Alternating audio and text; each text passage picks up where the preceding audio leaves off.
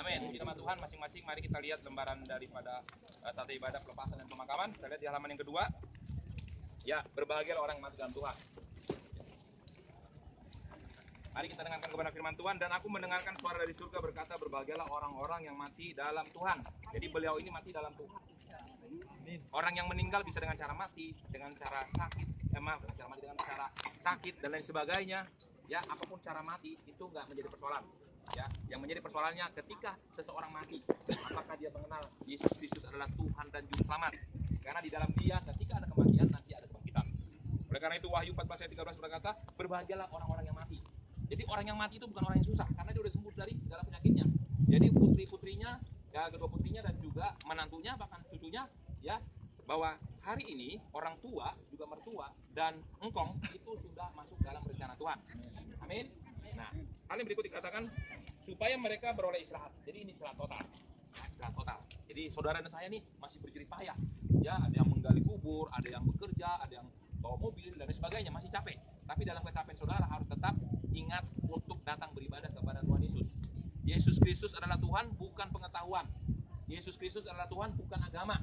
Kristen agama, tapi Yesus Kristus juru selamat.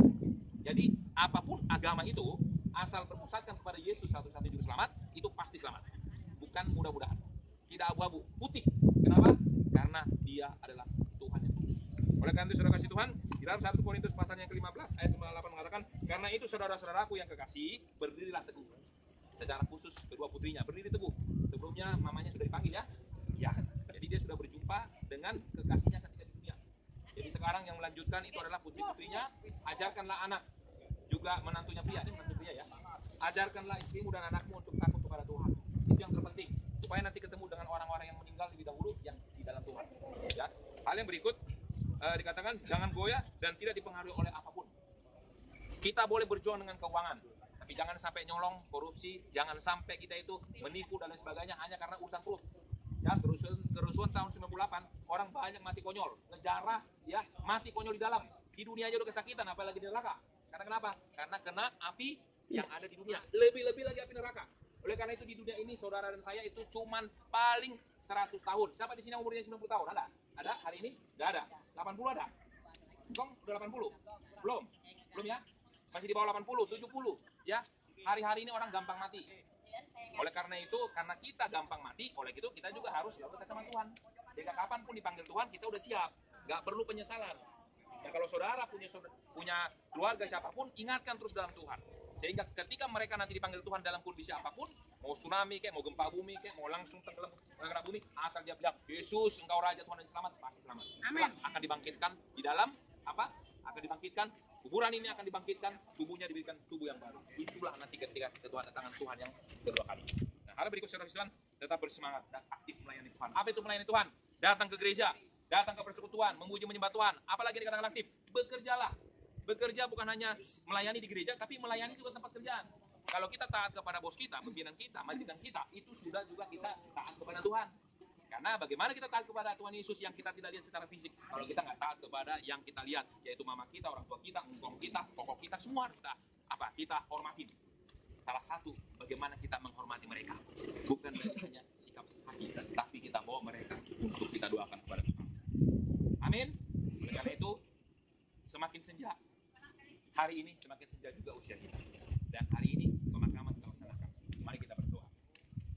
Bapa di surga, kami ini hari ini Tuhan, sore hari ini kami bersyukur Bapa, Engkau selalu memimpin setiap perjalanan kami. Bahkan juga Tuhan Yesus, Bapa yang Engkau kasih ini Tuhan, yaitu Bapak Yam Cho Hok Tuhan, yang telah Engkau panggil dalam usia 51 tahun. Hidupnya telah diselesaikan 51 tahun. Kami percaya Bapak, orang-orang di sekitarnya yang mendoakan dia selama ini ketika hidupnya, balaskanlah berlipat kali ganda. Baik gereja Tuhan, berkati juga hambamu yang ambil bagian pelayanan, itu Bapak Pendeta Timotius. Berkati gereja-gereja Tuhan yang ada di Tangerang ini. Berkati juga anak-anak Tuhan yang selalu merawat, bahkan mengunjungi mereka Tuhan. Dan ketika saat ini Tuhan memanggil dia, Tuhan juga mempersiapkan kami kelak untuk ketika kami dipanggil Tuhan, kami juga akan kembali ke Maha Pencipta, yaitu Tuhan Yesus Kristus, yaitu yang tersalib, yang bangkit di antara orang mati. Kalau Tuhan kami adalah Raja di atas segala raja, bangkit di antara orang mati, maka kami percaya juga, kami juga kelak ketika mati akan dibangkitkan. dan menjadi manusia baru di dalam Kristus. Terima kasih Bapa di surga. Terima kasih Tuhan. Terpuji-pujilah namamu. Kami berdoa untuk kedua putrinya, menantu, cucu, bahkan keluarga yang ipar dan lain sebagainya. Bahkan garis keturunannya kedua, ketiga, empat yang masih sampai saat ini hidup dan berjuang dengan kondisinya. Tuhan, tolonglah mereka Bapa, untuk mereka tetap berjaga-jaga, sehingga ketika mereka Tuhan Yesus pada waktunya mereka Tuhan panggil, mereka juga mengikuti jejak daripada Engkau yang sungguh baik ini. Terpujilah namamu Tuhan. Dalam nama Tuhan Yesus kami berdoa mengucap syukur. Haleluya. Amin. Baik, puji Tuhan. Masih ada yang mau berfoto di sini? Keluarga? Si? Masih ada berfoto? Kalau nggak ada?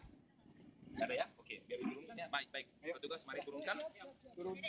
Ya, lembaran pujian yang halaman 3 kita baca sambil Diturunkan dan ditimbun dengan tanah. Kita akan pujian ajar kami Tuhan menghitung hari-hari. Ajar kami Tuhan menghitung hari-hari, agar kami beroleh hati bijaksana. Ajar kami Yesus hidup dalam jalan-Mu. Keluarga, tolong dilihat posisinya anaknya. Namun digenapi namamu Tuhan dan ajak jalan Pihak dari keluarga terdekat, putrinya, anaknya, kita akan berapa tumpang? kami bisa